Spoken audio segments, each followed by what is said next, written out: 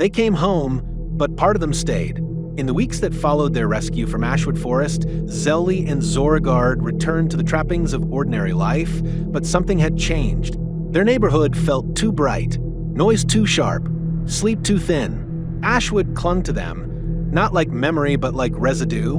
Zelli's camera had never turned on again, not even with new batteries. The cracked Polaroid, that one final shot, sat in a drawer, unshared. In it, a circle of firelight shadowed figures around the edge, and behind them, something tall in the trees. Watching, she couldn't bring herself to burn it. Instead, she began to sketch it obsessively. Trees, fire, figures, that thing. Zorigard developed strange habits. He charted the moon phases, watched the wind. He tracked patterns, ants, birds, the sound of passing cars. He claimed it meant nothing. But Zelli noticed how he always stopped talking the moment the forest came up on the news: brush fires, missing hikers, unseasonal wilt. Once, while reorganizing his gear, she found a new entry in his survival notes. Fire repels the hum. Never hum back. 3 weeks later, they returned. Not for answers, those had melted away. Not out of recklessness, just clarity. Ashwood hadn't let go, and now it was humming in the corners of their lives. They drove without speaking. The road narrowed, shadows lengthened. When they reached the old access path, they found no trailhead, only stones sunk in moss like forgotten markers. Zelli stepped out first.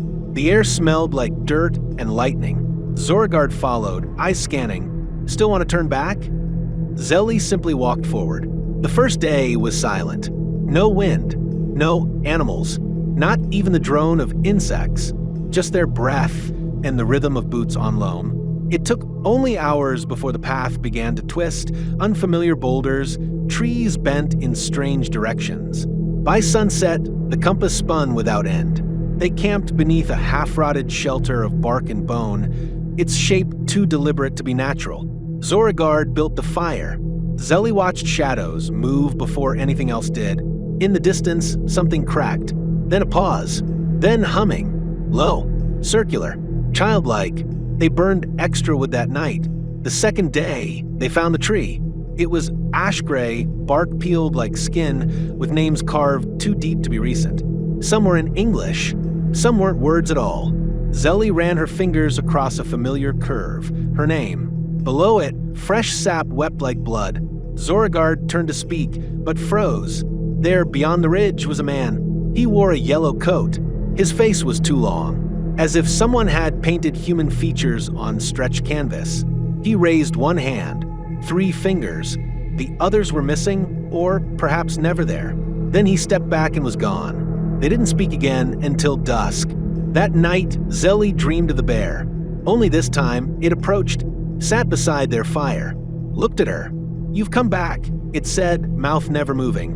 "I never left," she replied. When she woke, Zorigard was missing. She found him near the creek, kneeling, staring into the water. "There's music," he said, "in the current." Zelli listened. It was true. Beneath the rush of water, a melody, barely perceptible, the same tune from the humming. "We're not just being watched," Zorigard said. "We're being remembered." Something crashed upstream. Zelli grabbed his arm. They ran. The next clearing was familiar. The old fire pit, the logs. But older now, collapsed inward. On one charred log sat the journal, the same one they'd buried. Zorigard picked it up. The pages were dry. New entries had appeared. "You returned. Why did you return? You were forgotten. We were learning to forget you. Now the bear is watching too." They left the clearing without speaking. By now the trees leaned inward like eavesdropping giants. Night fell without warning.